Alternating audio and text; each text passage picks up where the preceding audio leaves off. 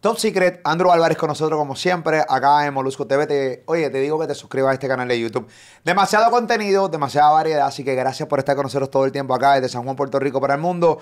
Y específicamente en estos temas que son también importantes, temas... Yo quiero hablar con Andrew algo bien importante que estuvo pasando en estos días que básicamente sí nos dimos cuenta, pero siguió ocurriendo y específicamente lo que ocurrió con la galleta que Will Smith le dio a Chris Rock. Quiero analizar esto versus el resto de las noticias, cómo quedaron básicamente empañadas y arropadas con una galleta, que aunque sí realmente hay que prestarle atención a esta noticia de Will Smith a Chris Rock, pero yo creo que esta galleta no es más importante, por ejemplo, que el conflicto entre Rusia y Ucrania. Así que, o de repente la noticia de que la gasolina sigue para arriba, de que de repente la inflación sigue arropando y ahogando a las familias del mundo. Así que nada, tenemos mucho que hablar hoy con Andrew Álvarez aquí en Top Secret. Andrew, ¿cómo tú estás? Muy bien, Molusco. Saludos a los amigos y amigas y a ti, como siempre, pues un placer compartir contigo. Quiero que me des un resumen en breve de lo que está pasando en Rusia y Ucrania, cómo de repente había como que más o menos como un acuerdo entre Rusia y Ucrania, porque así pues lo establecieron las negociaciones, y como de repente los mismos soldados de Rusia no les importó ese tipo de acuerdo y empezaron a bombardear nuevamente diferentes lugares de Ucrania. Pero antes de llegar ahí, Sí.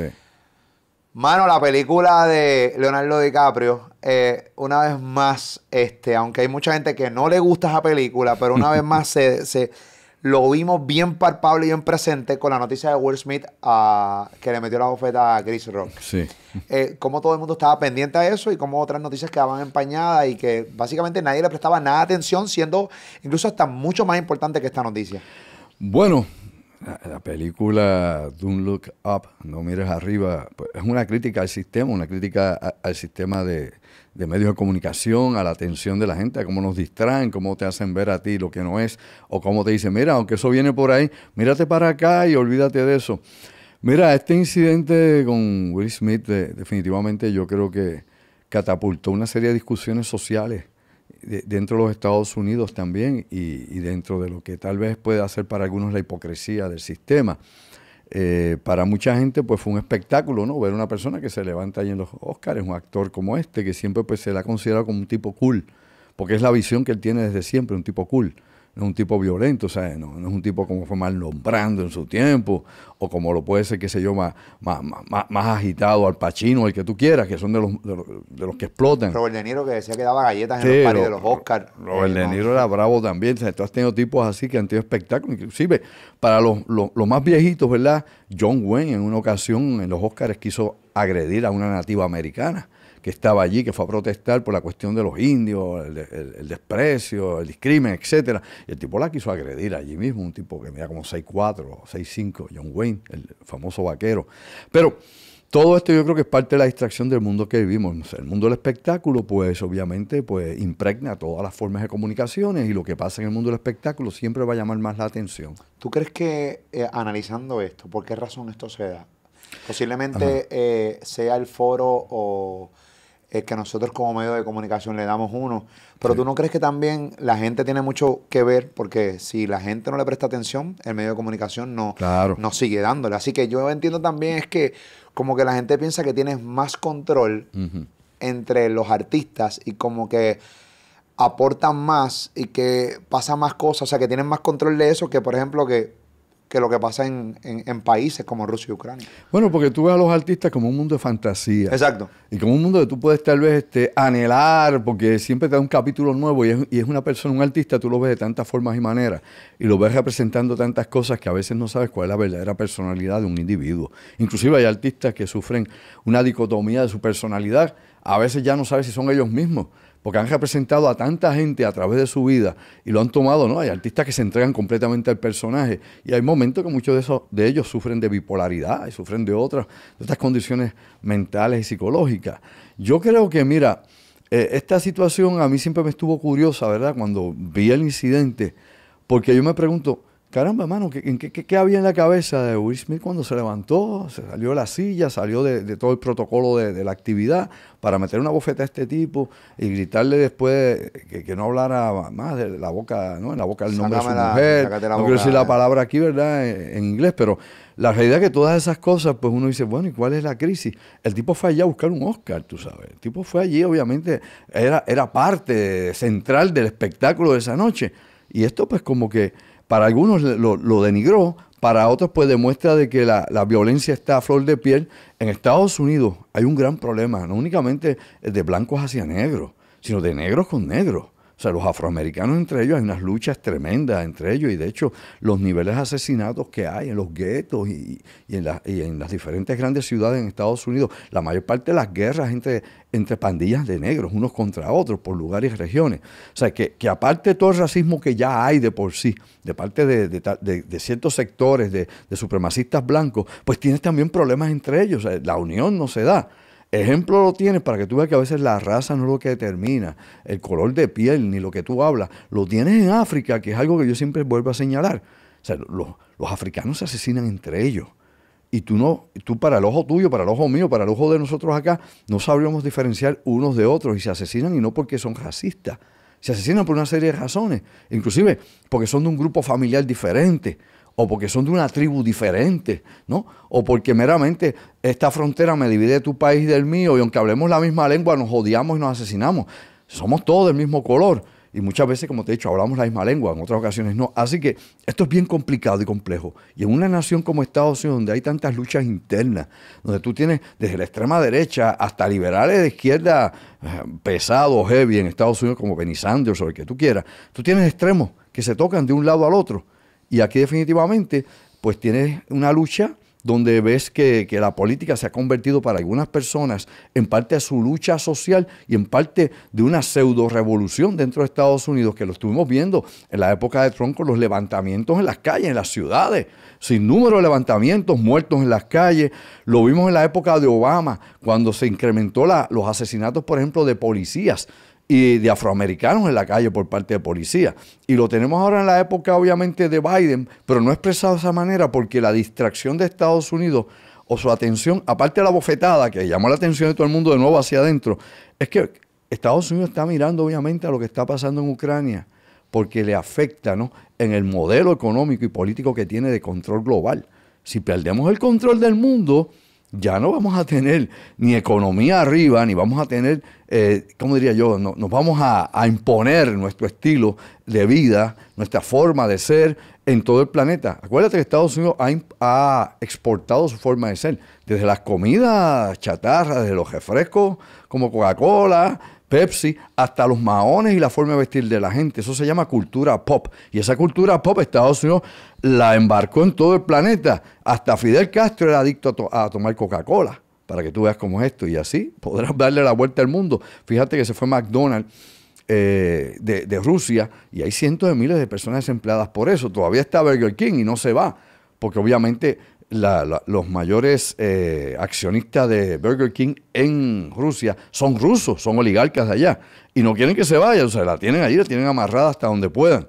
Y de esta manera, de esta forma, te das cuenta cómo penetra, cómo el rock penetró en todo el planeta, cómo el reggae, porque aunque viene de Jamaica, después cuando se convierte obviamente en otro tipo de música que se transforma en hip hop y en otros tipos de música en los Estados Unidos, también se expande rápido por todo el mundo. Nace allí y se expande, llega allí y se expande. Así que esto es un control que tiene muchas formas culturales, artísticas, sociales, económicas, políticas y obviamente militares. Estados Unidos está a ley de perder el control del mundo. Está cerca porque Estados Unidos es un imperio en decadencia. Es la realidad, está en decadencia. En erosión. Sí, no, se ha desgastado dentro por las luchas internas que tiene de poder político. La gente aquí tal vez no lo nota mucho en Puerto Rico. El que vive en Estados Unidos ve cómo es la batalla que hay entre republicanos, demócratas y otros grupos que están allá que son de extremistas, como hemos hablado tantas veces. Pero te das cuenta cómo ya no tiene esa garra que tenía antes en el mundo, que decía algo y todo el mundo se alineaba detrás de ellos inmediatamente en las Naciones Unidas o en cualquier lugar, se alineaban detrás de la visión política de Estados Unidos por la influencia económica que tenía y el poderío. Eso se ha ido perdiendo con el tiempo. Hay países que todavía siguen alineados y son aliados de Estados Unidos, obviamente es un bloque, pero muchos otros países ya no responden al llamado de Estados Unidos cuando quiere obviamente llevar a cabo una operación o quiere llevar a cabo como ejemplo las sanciones contra Rusia, que ves que hay países que, aunque son aliados de Estados Unidos, no les da la gana porque les afecta a ellos. Ejemplo, Turquía. No quiero. Otro ejemplo, que aunque no es de la OTAN, nada por el estilo, es la India. La India dijo, no, yo no voy a meter en esto contra Rusia. Yo hago negocio con los rusos y yo compro mi petróleo con Rusia y yo pago en mis rupias, no tengo que usar tu dólar. ¿Para qué me voy a someter a ti? Yo estoy por mi lado, allá tú brega y alíñate. O sea, hay países que se han salido de esa norma. Por ende, se está organizando un nuevo orden mundial y ese nuevo orden mundial es lo que va a cambiar todo esto en los próximos años. Háblame un poco sobre lo que está pasando hoy en Rusia y Ucrania. Estamos hablando de que febrero 22 fue que ocurrió la invasión entre Rusia y Ucrania. Como 36 días llevamos ya de 36 eso. días, Sí. Bueno, 36 días. Sí, hoy empezamos, cuando estamos grabando esto, tropas rusas poco a poco se han ido retirando. Según lo que estaba leyendo, las informaciones que hay es que siguen las reuniones entre Ucrania y Rusia. Sí. Habían acordado en que iban a bajar los bombardeos, pero al parecer eso no ocurrió y siguieron bombardeando los rusos a Ucrania. ¿Dónde estamos parados ahora mismo con eso? Bueno, hay un viejo dicho que dice aquí, no me importa lo que dices si no haces lo que dices, ¿no? Así que tú me puedes decir lo que tú quieras, pero si tus actos son otros, pues obviamente es contradictorio, no te sigo la palabra. Eso pasa con Rusia, ¿no? Ha habido sí se han retirado tropas hacia Bielorrusia y hacia Rusia, pero han sido para rearmarlas nuevamente y obviamente llenar los espacios de las bajas de los soldados que han muerto o heridos, es decir, volver a fortalecer esas tropas para entonces nuevamente realinearlas en el frente, posicionarlas en nuevas, obviamente, ubicaciones para una nueva ofensiva. Mientras dicen que disminuyen, que nos vamos para atrás, aumentan el bombardeo, que es lo que tú has dicho, ¿no? Ciudades como Mariupol, por ejemplo, el mismo Kiev todavía, Odessa, que está obviamente cercada, allá en el sur también. O sea, hay obviamente una ofensiva grande. Vimos que Putin decía que lo que quiere es conservar el Donbass y las dos repúblicas autoproclamadas allí, pero la realidad es que hay algo más complicado que esto. Por otro lado, nos dicen también que a Putin, según la inteligencia británica y la inteligencia de Estados Unidos, que a Putin no lo están informando bien, que sus asesores cercanos le están mintiendo, como le pasaba a Hitler, que decían que estaba ganando la guerra y le estaban dando hasta dentro del pelo. Pues bueno, de la misma manera le dicen a Putin que todo está muy bien en el frente, que estamos dominando, que estamos cumpliendo con las misiones, que las tropas están en alta moral, que vamos en un gran avance. Y eso es lo que cree o lo que dice la inteligencia occidental, británica y de Estados Unidos. Por otro lado, Putin dice que él tiene control de la información, que él sabe exactamente lo que está pasando y por ende él está dirigiendo las operaciones. Él, se tiene los mariscales de campo allá, los generales que están en el campo de batalla, pero que quien toma la decisión y quien sabe cómo se va a avanzar o no es él, Vladimir Putin. Eso es lo que él reclama. Así que tiene informaciones que obviamente se contradicen, se enfrentan, pero nuevamente hay que buscar los hechos. No lo que diga aquel y aquel, la propaganda, o lo que aquel quiere engañar a la gente, o todo lo que se publica para desinformar. Tú tienes que buscar, obviamente, lo que está pasando. Lo que hay sobre el terreno, obviamente, es que hay miles de bajas rusas, hay una destrucción masiva de equipos rusos con la tecnología que se le ha dado a la resistencia y a las fuerzas de Ucrania, de que las ciudades de Ucrania están siendo demolidas, como yo dije, parecido a lo que pasó en Siria, las están demoliendo y es lo que tú puedes ver, es lo que se ve en el terreno, en el lugar, no es lo que aquel afirma, lo que aquel dice. Sobre las conversaciones en Turquía, pues lamentablemente, por un lado dice que avanzan y por otro lado dicen que no avanzan, y la realidad es que están en el mismo lugar. No está pasando absolutamente nada. No se ha adelantado realmente nada. Ha habido una retirada estratégica de las fuerzas rusas, que lo que han hecho para rearmarse, reagruparse y comenzar una nueva ofensiva. ¿Dónde? Bueno, ya veremos la próxima semana, pero esto no se acaba de aquí a la semana que viene. Vamos a hablar cómo es, ni dentro de 2 semanas. A no ser que pase algo dramático que cambie el destino del mundo y cambie todo, ¿verdad? Y que cesen las hostilidades. La realidad es que las hostilidades no van a cesar. Tenemos que ver cómo esto sigue y cuál puede ser realmente el plan de Putin. Algunos creen que el plan era quedarse con Donbass, robárselo de una vez como hizo con Crimea. Me quedo con esto, que es una zona donde hay gran cantidad de recursos energéticos, y me quedo con Crimea obviamente, voy a unir entonces un corredor con Crimea, así tengo el mar, tengo la tierra, tengo la frontera, etcétera. Pero otros dicen que no, que realmente quiere más que eso. Y aquí nadie sabe lo que hay en la cabeza de Putin en estos momentos. Ni siquiera lo sabe la inteligencia aliada, que trata nuevamente de entenderlo. Y si hay realmente movidas que no se hayan podido observar o registrar en todas estas operaciones militares. ¿Podemos decir entonces que la milicia de Ucrania ha sorprendido a la rusa? Oh, sí, definitivamente ha sorprendido al mundo. De hecho, los países de la Unión Europea utilizan a la milicia, ¿no?, al ejército y a los civiles ucranianos, ¿no?, los partisanos ucranianos, como ejemplo de cómo mantener una lucha y cómo no ceder ante un invasor mayor, como ejemplo, ¿no? De no rendirse, de no bajar las armas, no, me están haciendo añicos las ciudades, nos tienen rodeados, me rindo para que no me maten. No, aquí vamos todos somos unos y vamos hasta el final y obviamente esa ha sido la posición de los ucranianos. Claro que hay ucranianos que se han rendido, claro que han capturado soldados ucranianos, lógicamente, pero de la misma manera han arrestado, han detenido, han tomado prisioneros a muchos soldados rusos, los ucranianos. Aquí hay algo que es importante que sepamos también. Hay obviamente crímenes de guerra por los dos lados, hay violaciones de derechos por los dos lados. O sea, la Convención de Ginebra la han violado por los dos lados. Hay soldados ucranianos que han torturado soldados rusos. Y obviamente y los han baleado luego de estar arrestados, hiriéndole las piernas. Pero por otro lado, tú tienes los corredores humanitarios que se supone que se iban a abrir para que la gente salga. La gente salía, pero una vez la gente ya pasaba del puesto de control ruso, los rusos les disparaban entonces con las ametralladoras. Y ahí hay decenas o cientos de casos de esto en hospitales de los que pudieron sobrevivir a este tipo de matanzas. Y esos son crímenes de guerra. Y de lado y lado hay crímenes de guerra, no se llama engaño. Esa es la verdad. Así que nadie juega limpio. Sí, que no hay realmente... ¿Hay alguien bueno en esto? Sí, porque nosotros vemos esto como si fuera un juego de béisbol o como si fuera un juego de soccer o también. De video, como si fuera un juego de básquet.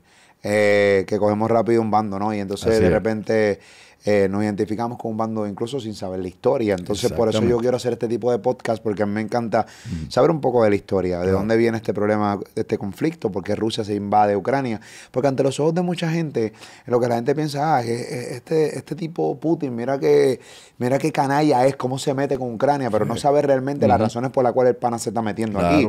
Obviamente no la voy a justificar, porque ahora mismo que yo la sé, pues a mí volvemos, una invasión para mí es absurda completamente, donde gente civil muere, que no tienen nada que ver, donde niños, abuelitos, gente muere, simplemente porque hay dos naciones que quieren pelear y alguien quiere más terreno, esta nación no quiere que ellos se unan a un grupo de países y por ahí para abajo. Y eso es terrible. A mí, honestamente, pues me gusta que la gente pues esté bastante al día con lo que está pasando con la información. Bueno, yo te diré lo siguiente, cada cual tiene sus razones, ¿no? Los rusos tienen sus razones, los rusos dirigidos por Putin en su gobierno, pues quieren su seguridad territorial, esto lo hemos hablado, esto es lo que ellos han declarado, ellos tienen unos reclamos territoriales, ellos quieren a Crimea, quieren a Donbass también, porque no es que Donbass es una república aparte, la quieren también como parte de Rusia, vamos a hablar cómo es.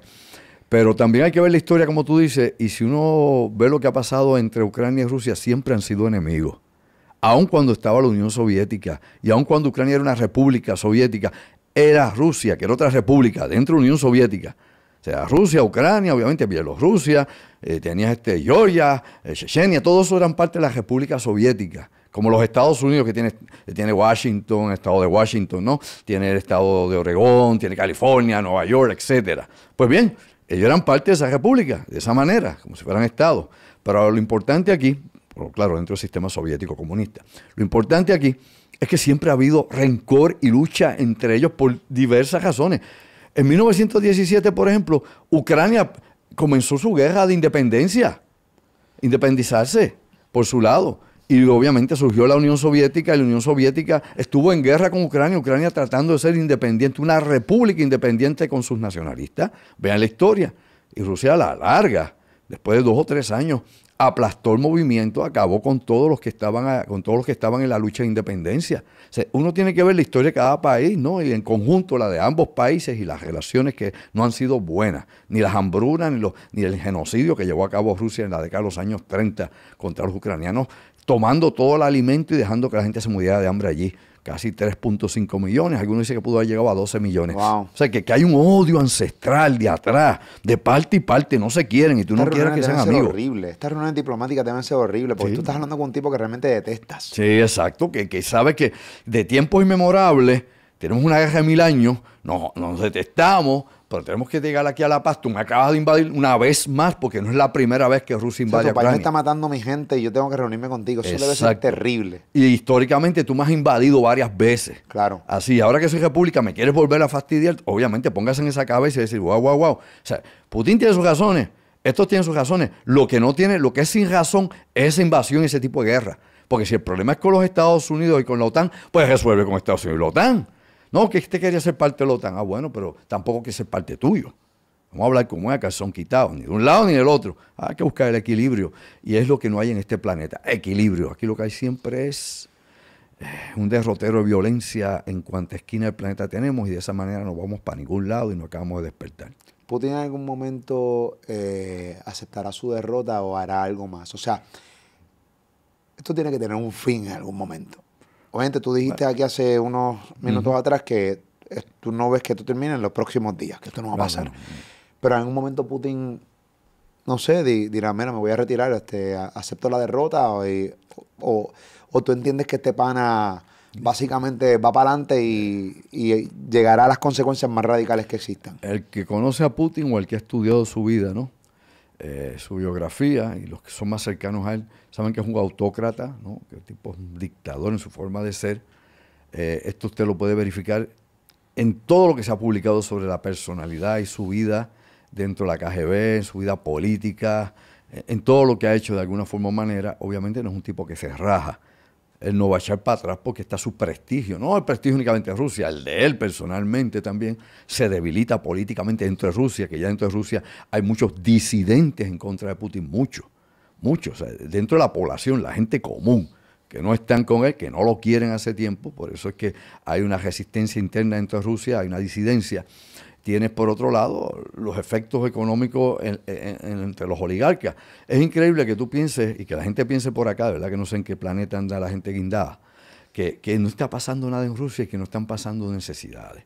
Si acá nosotros, que no nos han puesto ninguna sanción ni nada, estamos pasando la inflación de comida, gasolina, toda esta crisis económica, vamos a despertar, todo eso está pasando. ¿Qué le está pasando a Rusia? Donde prácticamente el 75% del planeta le ha cortado recursos económicos, negocios y todo. Por amor a Dios, no seamos boludos. La realidad es que allá hay un acabose dentro social y económico, unas presiones enormes, y él tiene alguna forma de resolver eso, porque los mismos rusos lo van a sacar. Eso lo dije una vez, lo vuelvo a repetir por enésima vez. Los mismos rusos lo van a sacar. No es Washington, no es la CIA, ¿no? No son los británicos ni los alemanes, los mismos rusos. Cuando ya la ecuación no dé más, ¿no? Cuando ya esta cuestión no se pueda soportar más tiempo, el pueblo ruso lo hará. O sea, el pueblo ruso tiene su propia voluntad. ¿Quiénes van a quedarse en el poder? No desconozco porque se ha hablado de mucha gente, pero nadie sabe exactamente qué va a pasar en un momento dado. Cuando ya no esté Putin, cuando haya ese vacío de poder. ¿Quién va a tomar el vacío de poder?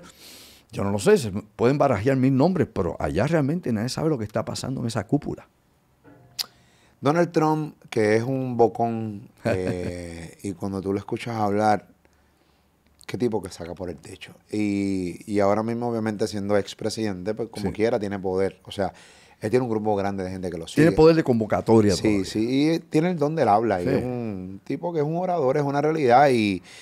Pero básicamente le está pidiendo a Putin que revele la información del hijo de Joe Biden, que se llama Hunter. Explícame un poco sobre esto para que la gente sepa y entienda que al parecer el hijo de Joe Biden tiene negocios en Rusia. Bueno, el hijo de Joe Biden ha tenido negocios en Ucrania, en Rusia. Es de estos inversionistas, como muchos estadounidenses, europeos, que como rusos también, que meten el dinero en todas partes. La gente está buscando negocios. Como los Bush tenían negocios con la familia de Osama Bin Laden. Eran socios de los Bin Laden, papá de... Hay un momento histórico cuando estaban invadiendo. Sí, eran socios de papá de Bin Laden, del hermano mayor de Bin Laden, de todos ellos. Vamos a hablar cómo es. O sea, la gente tiene que ver el trasfondo de todas las cosas. Pero esto no es nuevo, porque ya... Antes de las elecciones, cuando estaba el proceso de política, ¿no? Y cuando ya estaban las primarias en Estados Unidos del Partido Demócrata, el expresidente precisamente Donald Trump había pedido al presidente de Ucrania de que él le iba a aprobar dinero para equipo militar y todo esto, si le daba información, y esto fue un escándalo en Estados Unidos que de hecho se llevó al Congreso, porque decían que esto era impropio políticamente, etcétera, de que él iba a congelar las ayudas económicas para equipo militar para Ucrania si no le daba el presidente de Ucrania información de Hunter Biden. Y el que se cortó memoria no se acuerda de esto. ¿Esto pasó? ¿Qué pasó? Bueno, ¿qué ocurrió? Pues simple y llanamente Ucrania no le dio esa información que supuesta y alegadamente existía ya sobre negocios de Hunter Biden, y Trump congeló esos fondos para no dárselos a Ucrania para armas. luego esto se dilató y obviamente el gobierno de Estados Unidos y la administración Trump empezó obviamente a pasar armas. Pero no llegó la famosa información terrible para evitar que Biden ganara las elecciones metiéndole este caballo de Troya. Ahora, que no es presidente, pues está buscando a Putin, a quien él ha aplaudido todo el tiempo. El que diga que él no ha apoyado a Putin y lo aplaudió en esto, no sabe de lo que habla. Lo aplaudió, está a favor de esto, él admira a Putin, lo ha dicho hasta la propia esposa de él, de Trump lo ha dicho, él admira a Putin por todas las cosas que hace Putin, porque él las quisiera hacer en Estados Unidos. Lo que pasa es que en el sistema democrático de Estados Unidos no lo puedes hacer. Allá no puede ser autócrata ni puede ser dictador porque lo limpian. Tan fácil como eso. Pero acá sí, ¿qué pasa? Simple y llanamente hay que ver aquí nuevamente qué hace cada familia.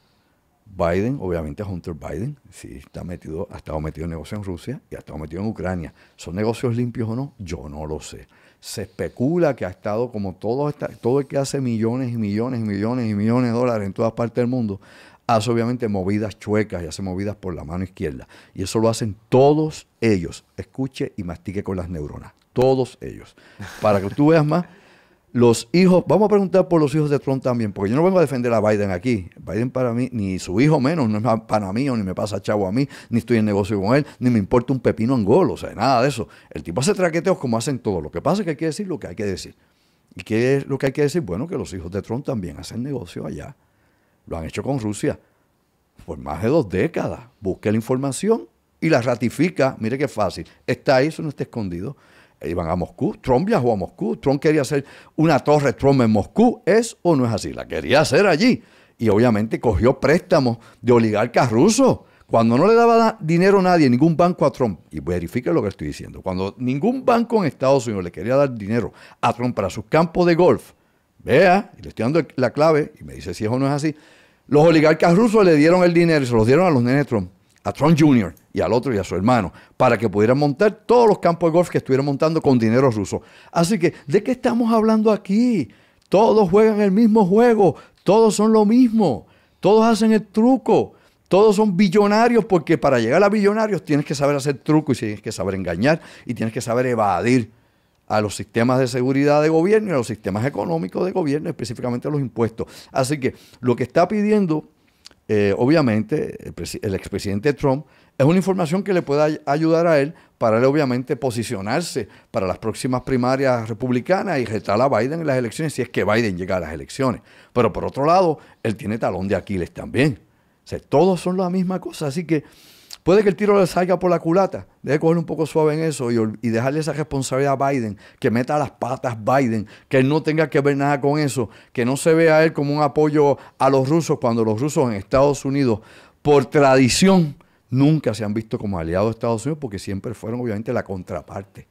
Fueron parte no de la Guerra Fría, cuando era Unión Soviética. Nunca han sido aliados de Estados Unidos, así que obviamente no es el momento para aliarse con ellos. Yo tengo una pregunta. Estados Unidos ahora, y cambiando el tema, pero hablando de Estados Unidos tiene reservas de petróleo. Sí. Anuncian que van a empezar a soltar reservas de petróleo. Porque ellos han sido toda la vida bien celosos con esa reserva de petróleo. ¿Y para qué las mantienen guardadas?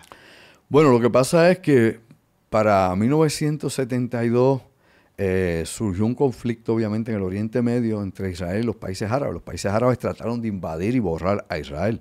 Se llama la guerra de Yom Kippur. Trataron de barrerlo. Y en una semana Israel les ganó a todos a la vez en la lucha.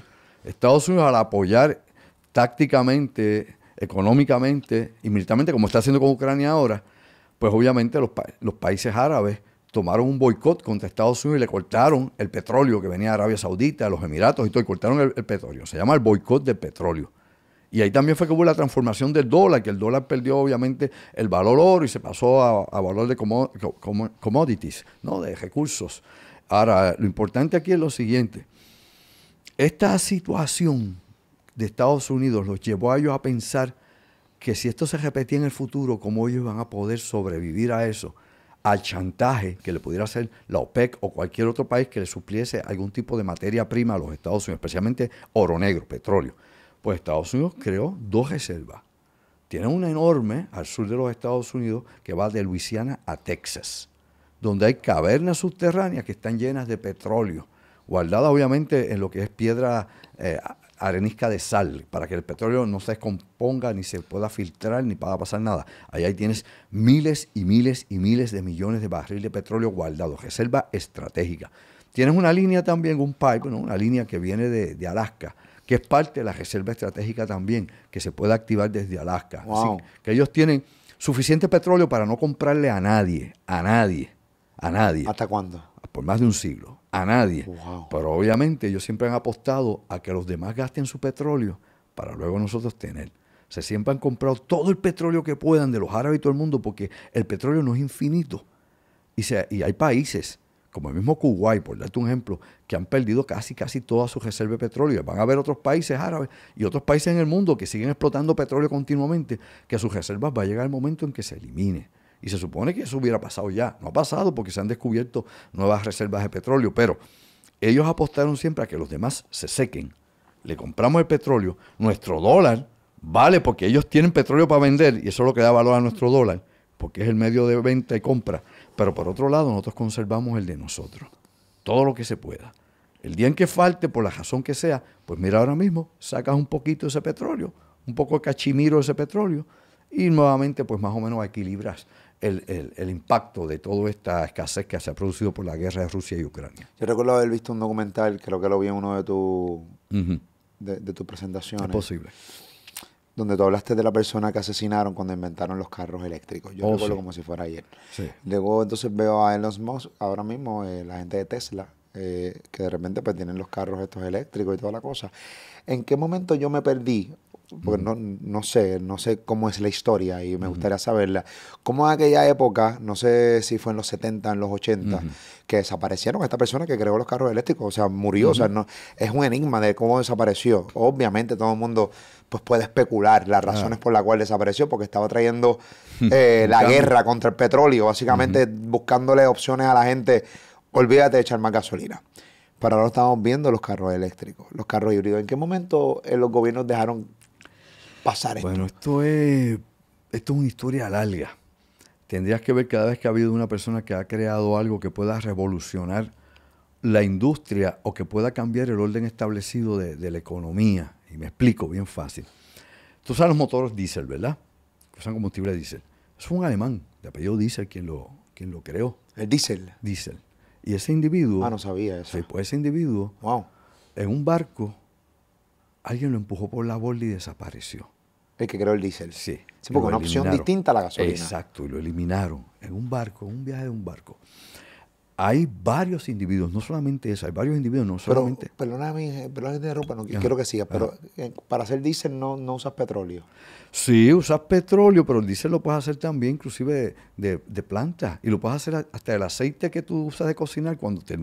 Lo que sobra ese aceite de cocinar, eso tú lo puedes procesar y hacerlo diésel. Yo tengo amigos que hacen diésel de todo el aceite ese de cocinar que bota la gente o lo que sea, o las compañías. Okay. Hacen diésel de eso. Y de hecho hay árboles que crean como, hacen como una semilla que es como una almendra. Okay. Y esa semilla tú la procesas y sacas diésel de él también. O sea, hay muchas formas de hacerlo, como el etanol con el maíz, que también es combustible, o con la caña. Ahora, de nuevo, volviendo a esto, a esta gente. Me quedé que lo tiraron Desapareció. desapareció. Hablando de la cuestión del carro eléctrico y otros carros de hidrógeno, por ejemplo, que usan agua, carros que usan sal. O sea, hay gente que ha inventado y ha hecho patentes de motores revolucionarios. Motores que usan agua que pueden cubrirte 150 millas con un tanquecito de agua. Toda esa gente, la mayoría de ellos, han muerto en forma extraña o asesinados en un asalto o meramente, luego que desaparece la persona o la matan, el producto de su ingenio, la máquina, el equipo que hizo, desaparece también.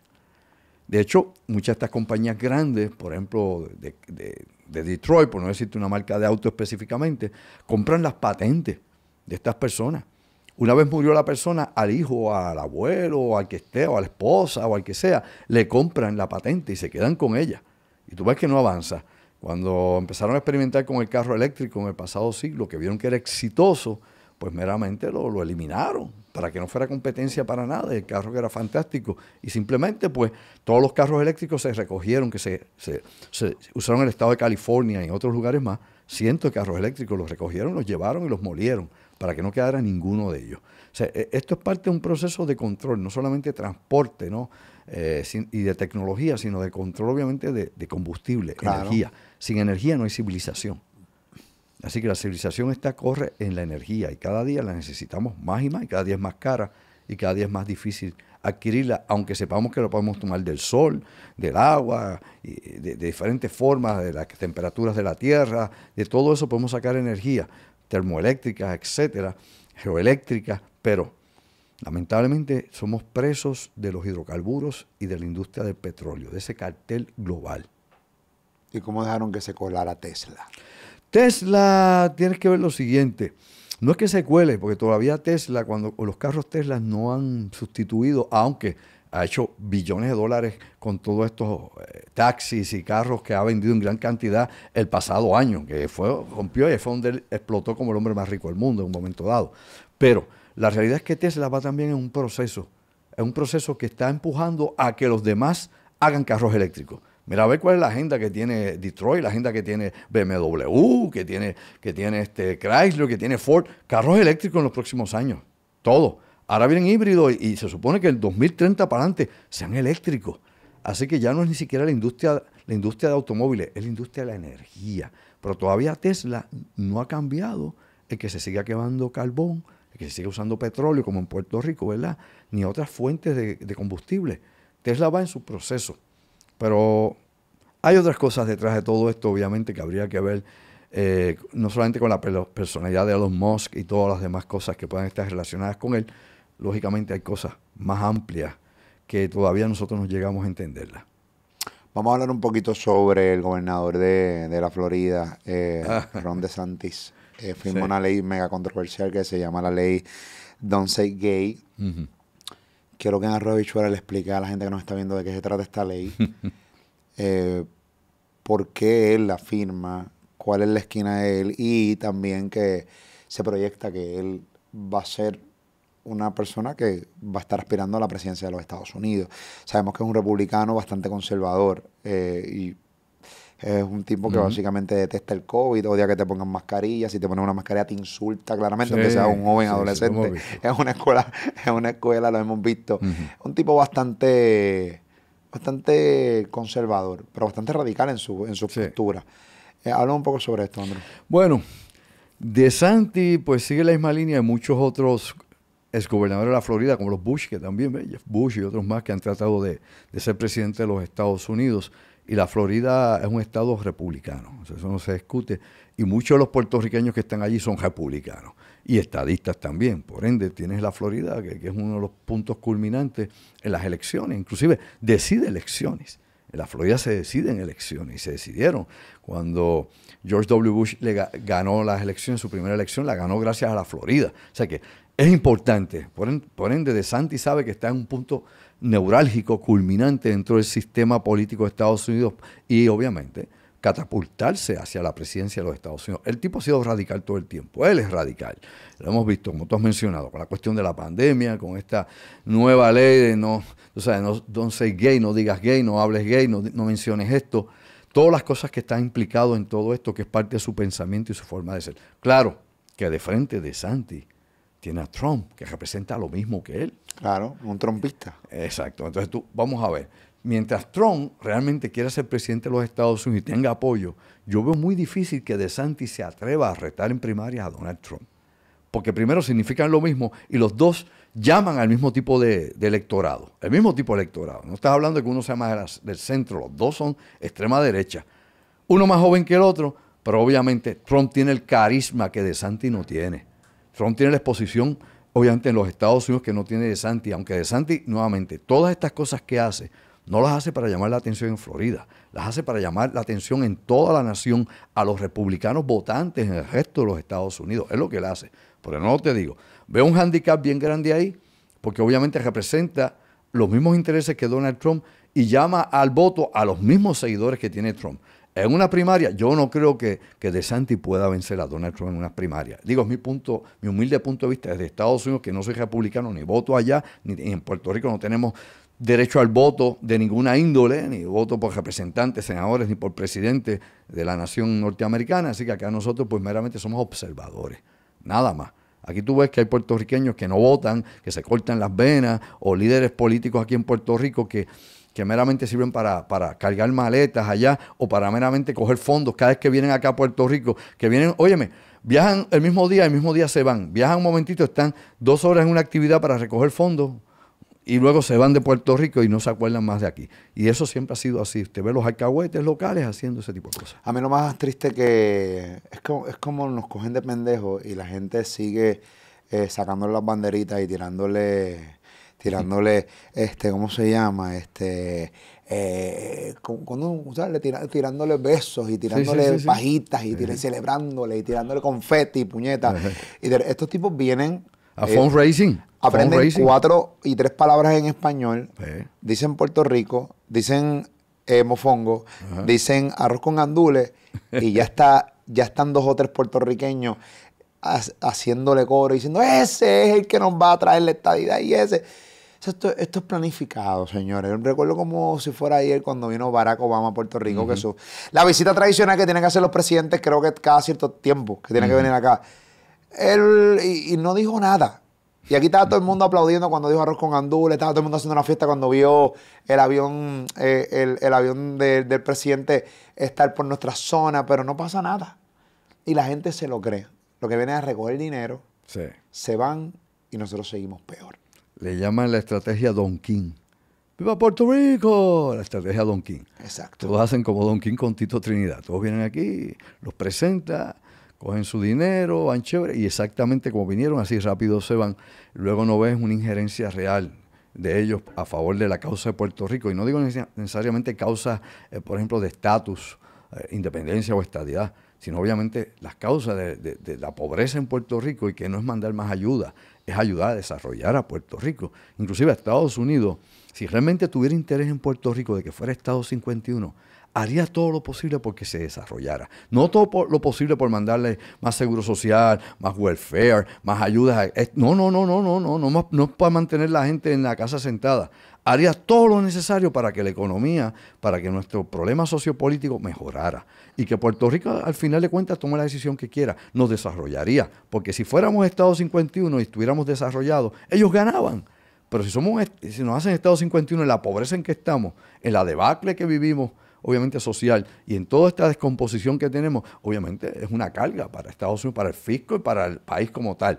Así que, y si así mismito nos sueltan realengo, sin ningún recurso alguno, obviamente ellos mismos están creando un nuevo problema dentro del Caribe, porque Puerto Rico obviamente tendría que ver la forma o manera en que nosotros sobrevivimos aquí, qué es lo que vamos a hacer, qué decisiones vamos a tomar y con quién nos vamos a aliar, porque no nos vamos a quedar aislados.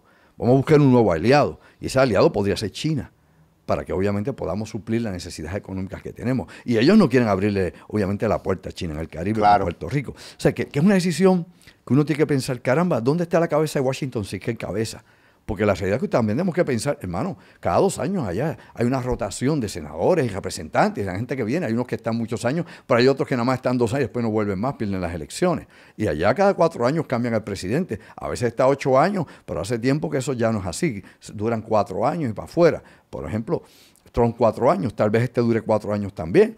Kamala Harris nadie sabe si se va a tirar o si va a hacer o qué es lo que va a hacer, o si va a ser la esposa de Obama quien va a tirarse, Michelle, nadie sabe. O sea, por ende, si ellos allá tienen su inestabilidad terrible y no saben el mundo en que están viviendo interno, obviamente no podemos pensar de que puedan ordenar a Puerto Rico para algo. Y como te vuelvo a repetir, si realmente tuvieran interés en Puerto Rico, apostarían en el desarrollo socioeconómico de Puerto Rico, en estabilizar la isla, no mantenerla, sino obviamente que produzca, educarla, hacer que este sea un lugar donde realmente valga la pena vivir. ¿Qué ocurre? Bueno, el gobierno de ellos no lo hace, pero muchos estadounidenses lo que hacen es empezar a aprovecharse de la decadencia que hay en Puerto Rico para comprar propiedades de todas clases, en la playa, en las montañas, montar nuevos hoteles boutique, entre tantas otras cosas más, controlar lo que pueden del real estate, y es lo que está pasando.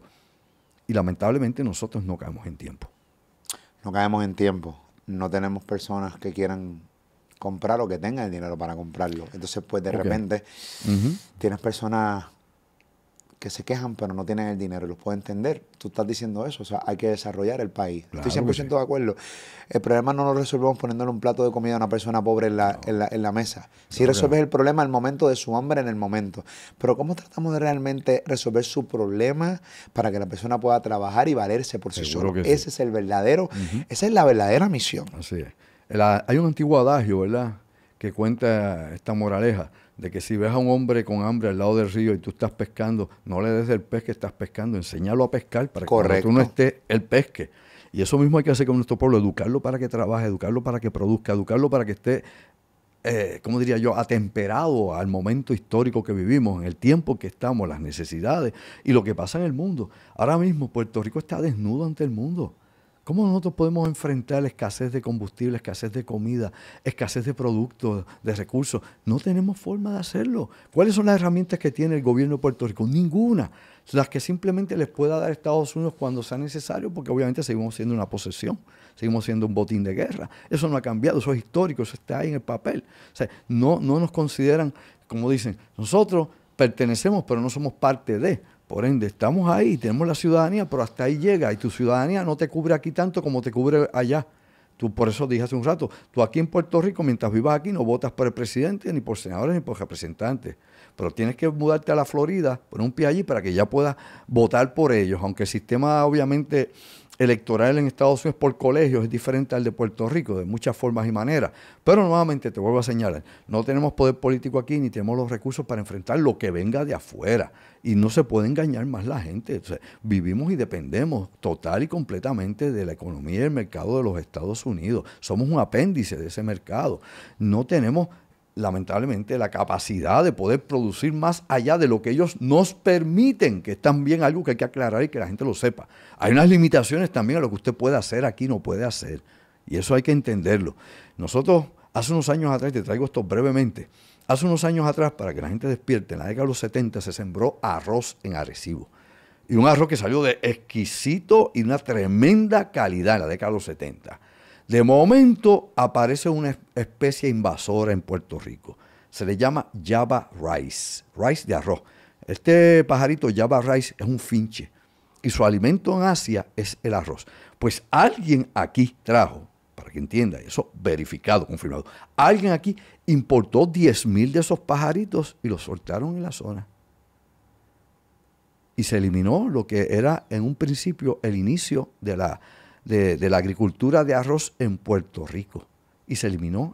Los pájaros acabaron con el arroz y se acabó el negocio. Hoy en día solamente tienes arroz en Puerto Rico, en el área de Laja, en el Valle, y es arroz experimental y de una compañía extranjera que utiliza obviamente el Valle Laja para hacer esos experimentos con el arroz. El arroz que aquí se trató, que Bernier y toda aquella gente trató de sembrar allá, por ejemplo, al lado en Guánica, fracasó. Total y completamente, como tantas otras iniciativas aquí sin cabeza, que no saben planificarla. Y fracasó. ¿Dónde está el arroz de Guánica? Que ni siquiera se lo querían comer los niños en la escuela. Porque para colmo era arroz integral, que no está la gente, no tiene, hay que saberlo cocinar y tampoco le tienen el gusto a ese tipo de arroz. O sea, hay muchos errores estratégicos, muchos errores de logística, muchos errores de no conocer el mercado, muchos errores de improvisar y llamar la atención. Y Puerto Rico, aparte de todo lo que pueda haber con la relación con la metrópolis y Puerto Rico, también obviamente el liderazgo político interno ha sido mediocre y flojo. Esos 2 horas más de conversación, de la mediocridad gubernamental, del oportunismo, de la porquería, de lo que somos y de la porquería y cómo seguimos votando por la porquería. Cómo realmente no nos da vergüenza cada uno de los brutos que manejan las riendas de nuestro país. Demasiado bruto, demasiada gente sin ningún tipo de capacidad y tú dijiste la palabra, improvisando con nosotros. El peor caso es que improvisan con gente, con nuestros niños, con nuestros viejitos, con nosotros mismos. Es una cosa que somos como una parodia. Puerto Rico es una parodia, los políticos de nuestro país son una parodia. Es como ver los Simpsons todo el tiempo, 24/7. Decían que García Márquez se inspiró en Puerto Rico para el Macondo, para escribir allá en su novela 100 años de soledad. Pero, de nuevo te digo, mira, tenemos que reestructurarnos de alguna forma y tenemos que organizarnos y no podemos seguir delegándole poder a gente que realmente pues, no cumple con lo que necesitamos, pero también hay que comprender que el sistema no sirve como tal. Yo te pregunto a ti ahora, ¿qué agencia funciona en Puerto Rico? Ninguna. Entonces, ¿para qué tenemos gobierno? ¿Para qué pagamos impuestos? Ninguna función. ¿Para qué hacemos todo esto si siempre le sirve a unos cuantos y el resto siempre estamos en la necesidad perpetua de tener los mismos problemas de siempre y para colmo se acentúan porque para cada día es más cara la vida y cada día son más los problemas que se siguen acumulando? Es un problemita. Tú que nos ves de otras partes del mundo, tienes que entender que nosotros aquí en Puerto Rico tenemos problemas similares a los que tú tienes en tu país. No sé si vives en Venezuela, no sé si vives en Colombia, no sé, quiero que te identifiques. Mucha gente ve podcasts de nosotros, de tú y mío, Andrew, de muchas partes del mundo. Tenemos muchos problemas aquí en Puerto Rico similares a los tuyos. No estamos exentos a ellos. Y por eso siempre lo marcamos en cada podcast. No para que te identifiques con nosotros, para que simplemente entiendas que también tenemos grandes problemas y que tenemos políticos mediocres que solamente piensan en su bolsillo, piensan en sus amigos, pero no piensan ni en Andrew, ni en mí, ni en el pueblo que nos ve y que vive acá en nuestra tierra. No vivimos en el paraíso. No Puerto Rico es un microuniverso de muchas cosas que pasan en toda Latinoamérica y en otras partes del mundo, ¿verdad? Y eso se debe a que somos seres humanos, con defectos y virtudes, y hay gente que en todas partes del mundo están buscando precisamente lo mismo, hacer negocio, aprovecharse, tener poder y mantener la dominación. Mientras tengan el poder y la dominación, vale más que el mismo dinero. Porque en una ocasión, de hecho, Rockefeller lo dijo en una ocasión, David Rockefeller, que ya abandonó este mundo, gracias a Dios. David Rockefeller dijo, yo no quiero ser dueño de nada, pero lo quiero controlar todo. Y así era. No soy dueño de nada, por ende no respondo por nada, pero lo controlo todo. Esa es la ecuación. Andrew, como siempre, gracias por estar con nosotros. Para mí es bien importante que los que nos están viendo en los comentarios, obviamente que aportes los temas que tocamos hoy. Seguro. Y que comentes. Número 1. Número 2, que pongas posibles temas que quieres que Andrew hable con nosotros acá en Top Secret a través de Molusco TV. Y también es importante que consumas a Andrew a través de todas sus plataformas. Tiene también su canal de YouTube, tiene su fanpage en Facebook, también tiene sus conferencias. Háblame un poco, Andrew. Mira, precisamente, Andrew Álvarez Chardón, página oficial, eso en Facebook, Andrew Álvarez Chardón, página oficial. En el canal de YouTube, Andrew Álvarez Chardón, YouTube, mi canal de YouTube, tengo una conferencia nueva, se llama Imperio. Y el imperio es todo esto que estamos hablando, tú y yo acá, y mucho, mucho, mucho más. Eso va a ser el próximo sábado 23 de abril, allá en Ponce. Vamos a estar con esta conferencia audiovisual, la nueva, Imperio. Así que yo los invito a que estén con nosotros, que para información para esa actividad en Ponce pueden comunicarse con nuestra producción al 787-579-8600. Va a ser en la antesala. Okay, la antesala by Fusion. Eso es un nuevo restaurante en la avenida Hosto, la antesala. Allí vamos a estar el 23 a las 8 de la noche, 23 de abril de este año 2022, 787-579-8600. Separa tu espacio, como todo, es limitado. Ya no estamos en los teatros grandes, aquellos de 800 y pico personas, 2 tandas. Oye, hermano, vale casi $12,000 y puedo hacer esas conferencias que hacía antes. ¿Cuánto tendría yo que cobrar la entrada si me cuesta $12,000? $12,000. ¿Y antes cuánto te costaba? Antes todo con los ujieres, eso sin contar los ujieres. Con los ujieres y con todo, pues bueno, uno podía gastarse $2,000 y montó una actividad con el seguro y todo. Hoy en día, 12,000 billetes adelante. Yo no tengo para eso. Por ende, pues hay que irse recogido. Muy bien. Pero no importa, son increíbles las conferencias de Andrew Álvarez, así que te invitamos en todas sus redes sociales y todas sus plataformas. Está toda la información, ya obviamente la cachaste aquí. Si no la lograste cachar, esto es bien sencillo. Estamos en YouTube, tú le das para atrás y vuelves a escuchar a Andrew Álvarez dándote la información. Ya no hay que darla 20 veces como si estuviéramos en vivo en televisión, en radio. Esa es la que hay. Andrew, como siempre, gracias por estar con nosotros. Hermano, a ti y a todos. A ti, suscríbete a este canal de YouTube, Molusco TV, desde San Juan, Puerto Rico para el mundo. Esto es Top Secret.